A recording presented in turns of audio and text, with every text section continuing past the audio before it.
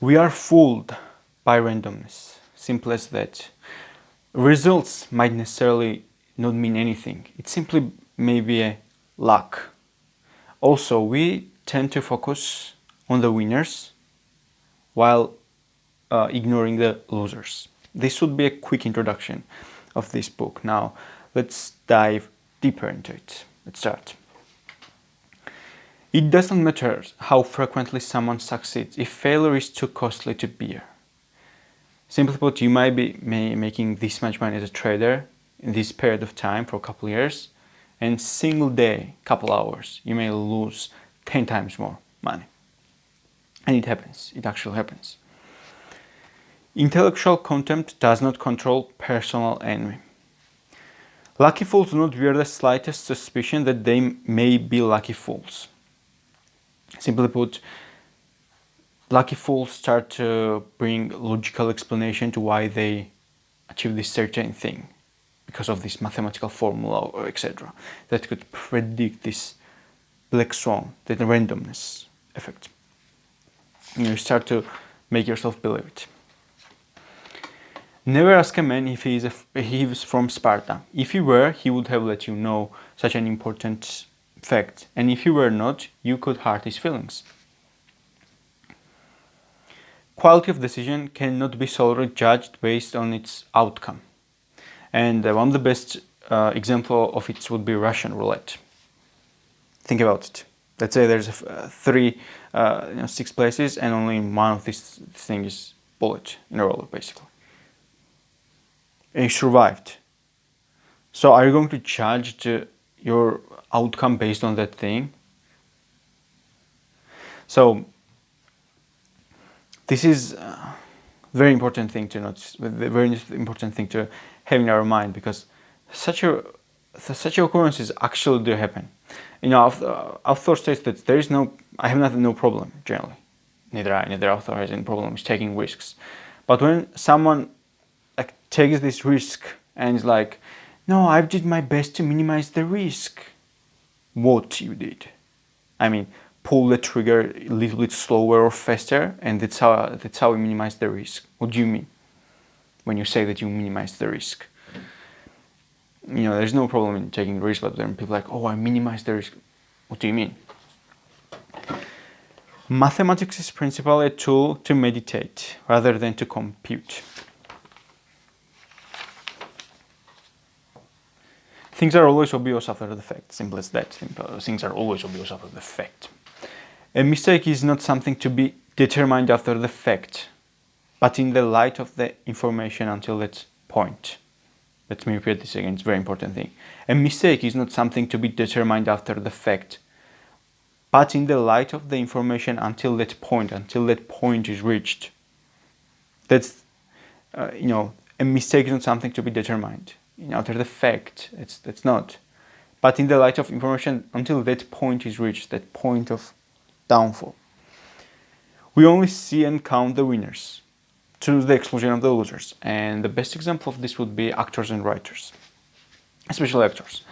There is this notion of, oh, these rich actors, but actually most actors are broke or poor. Very few manage to obtain this ridiculous success and fame and make millions, tens of millions. Very few of them do that. There are second actors or something, what is called, I'm not exactly sure, but basically they replace the main actor in all the dangerous roles. There are, essentially, but you cannot tell it while we're watching movies. There are people that do a lot more work and etc. there. And those secondary actors in that movie and etc., they get paid nothing, essentially. Compared to the main star as a special guest in the movie. And same goes for the authors, especially in this day and age when you can just simply print your ebook, right? Anyone can be actor, can be an author, any person that works in the McDonald's or somewhere. So it's not that thing, but it's our society that's only pays attention to the winners. Because winners get all the attention, while the losers don't. So you could have easily made all the right decisions, etc., but still failed. Because of just randomness, because of being just fooled by randomness. So that's a very, very important thing to acknowledge and understand. The wise man listens to meaning. The fool only gets the noise. In Machiavelli, for example, would attribute half of success to just luck, another half to, prudence, in short. So, like, to ignore the luck factor and to pay attention to the winners only, it's a disease of our century. Not century, which is in human nature, it's kind of inhuman.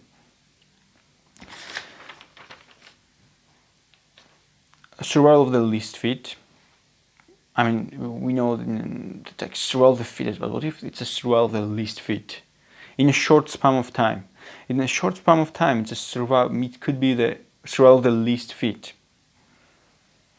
In short, basically, the theory of evolution, it's not in short time that decides this thing, but it's a long-term process. But the victim can easily be fooled by a short-term success of that. For example, the trader that is not very intelligent, doesn't turn is basically a lucky fool. And now his spouse can be of females that get attracted to it, or etc. Or will be fooled by believing that, oh, what's an attractive option, but maybe not. It's a short-term thing. While his every single characteristic is just characteristic of a loser, but he just became the least fit, out of randomness, out of dumb luck. What other people do not do. This is a trader's mental constitution. Loyalty to ideas is not a good thing for traders, scientists, or anyone. The difference between a trader and investor lies in the duration of the bet and the corresponding size. Now, this is very thing that every single human being has in common. Denial mode. Basically, when we deny the facts, when we deny the reality, continuously ignoring the message from reality. This is denial mode. Every single human experiences this thing. We deny the reality. We're like, no, reality. Ignore the reality. So it's very important thing to be aware of this thing, because you can easily be in state of denial in any situation.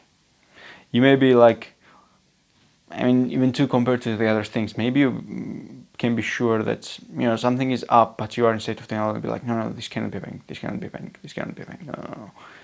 State of denial, ignoring the message from the reality. What seems to be an evolution may be merely a diversion and possibly regression. How do you know? Beware of the calm waters. People rarely test testable statements. And one of the examples of this would be, let's say there is this notion of every single morning you must eat food. Now, instead of taking this, that as some suggestion as a fact, as a fact, like, yeah, sure, every single morning I'm going to eat food. Why don't you test it on yourself? Try not to eat food. Try what fasting works for 24 hours. Try how it looks. Don't eat in the morning. Observe it yourself, test it yourself, or eat and observe the results. People rarely test testable statements, or people may tell you that so much sugar is bad, etc. Test it on yourself, or just test it. Double check the facts. It's really as simple as that, and observe. There is something non-philosophical about investing one's pride and ego. It's important words. Into my house, library, car is bigger than that of others in my category. Now, Taleb, work ethic translates in his brain as inefficient mediocrity, which was interesting things to have in our minds. These, refers to scientists in this case, are men with bold ideas, but highly critical of their own ideas. They try to find whether their ideas are right by trying to first to find whether they are not perhaps wrong. They work with bold conjectures. They work with bold conjectures and severe attempts at refuting their own conjectures. And here, instead of scientist, can be anyone, or simply any profession, etc. Divorce between those who have ideas and those who carry them in practice. Interesting thing to pay attention. Now let's go to part 2 of this book right now. Monkeys on typewriters, basically. Now, what would be a probability for you if we were to put monkey on the typewriter that he would, that monkey, whatever, would be able to produce a hammer, its work? What would be the probability? We do not respond to a probability, but to society's assessment of it. What survivorship bias implies? It implies that the highest performing realization will be the most visible. Why? Because losers do not show up. I never said that every rich man is an idiot and every unsuccessful person unlucky. Only in absence of much additional information it is preferable to reverse one's judgment. It is safer. Statement of the author and statement I share myself as well. It's preferable to reverse one's judgment. It's safer that way. You may study for a year and learn nothing. Then, unless you are disheartened by the empty result and give up, something will come up to you in a flash. Most people give up before rewards. Basically, this is something will come up in a flash. This is the idea of the randomness. I mean, if you pay attention to this thing, I mean, in morning maybe a perfect weather, like sun shines and it's beautiful weather, and so it's outside, and maybe you'll know from weather broadcasting that it'll be a kind of rainy day. But suddenly, like, weather becomes so bad, it storms and it's like becomes like disastrous weather. Like one of those weathers when you look from your home comfort to outside, and then you're like, oh, it's great that I'm home right now instead of being there outside. Like that's a randomness. That's like if you were to observe it, that's a randomness thing, because maybe I knew that it would be kind of a rainy day, or you may simply. Personally, I don't pay attention to weather podcasts, so I don't knew it at all. So if you are in the same case, like you observe this thing and I'm like shocked how devastating bad the weather is. It's just storming, like rain like hell. So it's kind of the same thing with the idea of randomness. This is the randomness, but even more so this type of randomness that's referred here. You may study for a year and learn nothing, then unless you are disheartened by the empty results and give up, something will come to you in a flash.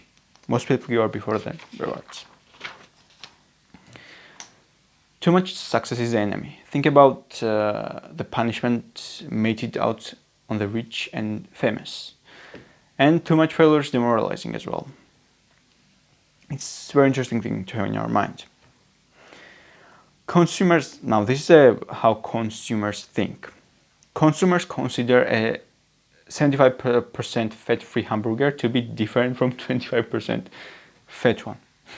This is very interesting thing to have in our mind. The problem with the thinking is that it causes you to develop illusions, and thinking may be such a waste of energy. Who needs it? I mean, if you were to think about it, large period of most of our time, us as humans, we spend in African savannahs, hating each other, hating this thing we were locked in. And also the thinking was unnecessary, and here's why. Let's say a tiger appears. The only thing you need to do is essentially our ancestors had to do essentially was to, or maybe they were unable, but they still spread our genes, and that's how we are here. So this is how the evolution plays. It plays a long-term game, not short-term. So now we are talking about short-term, about this specific thinker. That's all these lions started thinking about possible evolution, while the other one just started running like hell. The person that started running first, the only thing that person needs to do is to outrun the other one that starts to think about the solution. That's the thing. You may stop and be like, should I run on the left or should I try right side? Or should I be like, should I climb the tree or should I jump on the river, but the river is far away, etc. But while the other one was like, turned around and just run away. While you would also imitate it, but kind of that thinking would delay that thing and he would be eaten, essentially. So that's about the problem with the thinking, is that it causes you to develop illusions. And thinking may be such a waste of energy. Who needs it also? Also, that's the thing. The problem with thinking that it causes you to develop illusions. You maybe start to think too much about certain things. Get too confused. Get too confused and like develop unnecessary things about simple things. When something is in relation to something else, that something else can be manipulated. Our brains are made for fitness, not for truth. Example, instead of fitting their actions to their brains, fit their brains to their actions. It will be like a justification. We are not kind of fit for thinking. Our brains are made for fitness, not for truth. Also, it was on the interesting remarks in the book that we may be basically not evolved to avoid basically this problem. Let's say there's a bullet and comes toward me right now. Not the literal bullet, but the problem. Our brain, there's a chance that it may not be evolved in that sense to think about, detect this problem and think about avoiding it, but starts to rationalize and think after it hits the target. See? After it hits the target. Basically, after the problem already occurs. That's when we start to rationalize. Rationalize many things. Rationalize our decisions that brought us here and forced us to ignore this coming threat, coming randomness. So we start to rationalize, which is very interesting thing. Very interesting. So the rationality thing starts being questioned. After quotes, I was so wrong to believe that thousands of years was a long time. He says 2,200 specific case. In short, this is the idea of evolution. This is how the evolution plays it. Evolution plays thousands of years game, not our short time span, but it plays thousands of year games. Basically, it don't plays in that sense that when I was talking about this tiger situation. It don't plays, for example, let's say that the thinker that started thinking got eaten. That thinker had a descendant. So he is not, by an evolutionary perspective, since he left his genes, he is not considered as a loser. Even though he got eaten by that lion. By that perspective. But the one that survived has even more chance to replicate more and pass more genes. While the genes he passed could be destroyed, just like he did.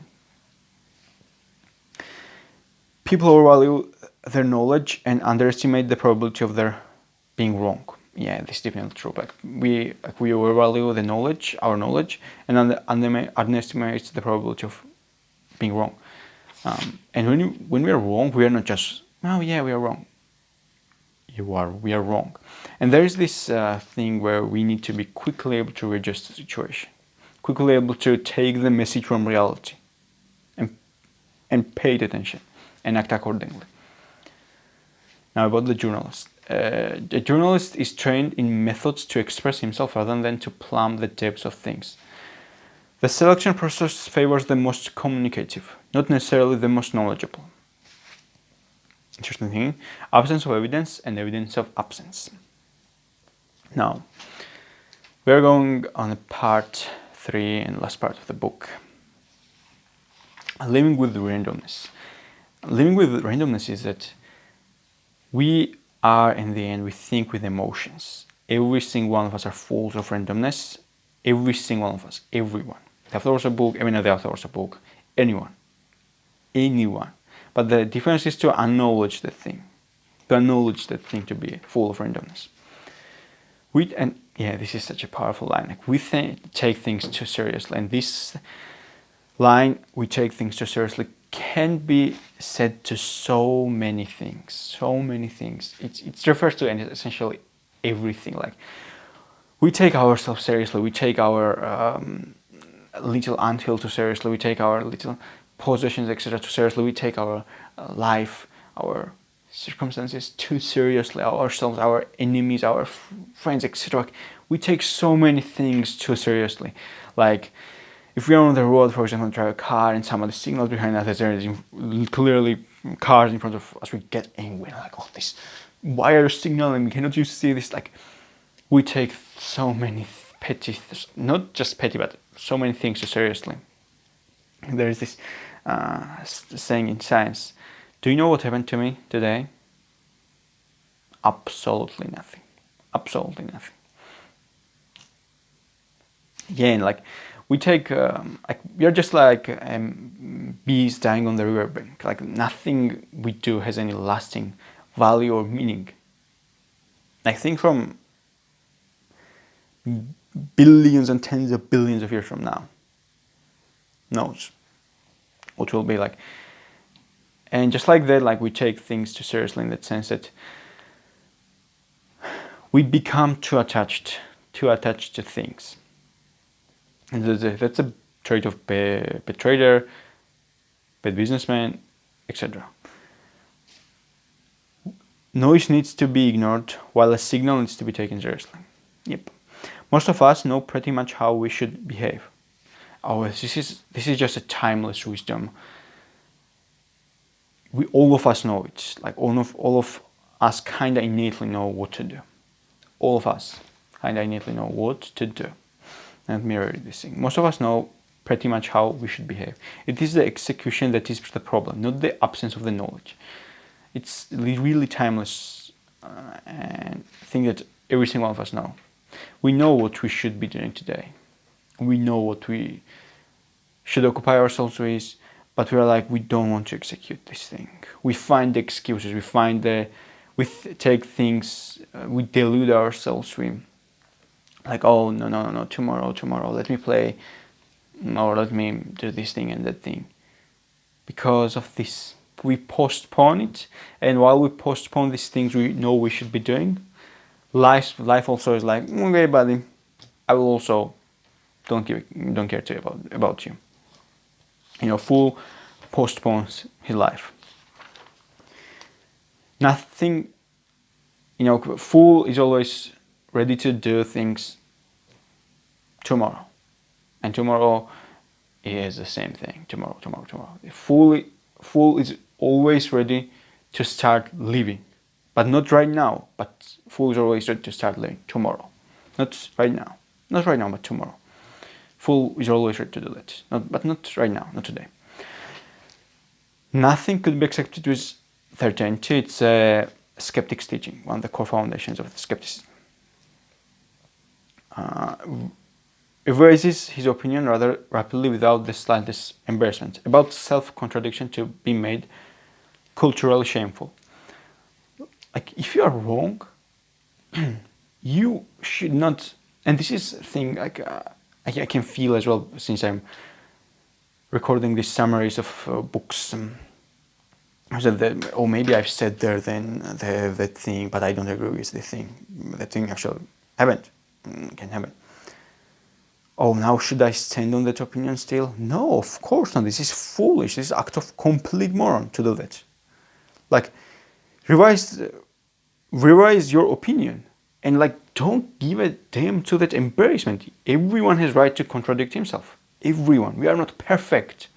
We are flawed beings. Our opinions can change 10 years from now, and it's perfectly fine to readjust with correct circumstances, no matter what we said before. And we should feel neither shame nor guilt about this thing, and neither you should. They're totally free from their past actions. Every day is clear state. Be that day. Be free from past actions, and every day is a clean slate. Every day is a clean slate. this is a powerful thing, but this is a very powerful thing, like,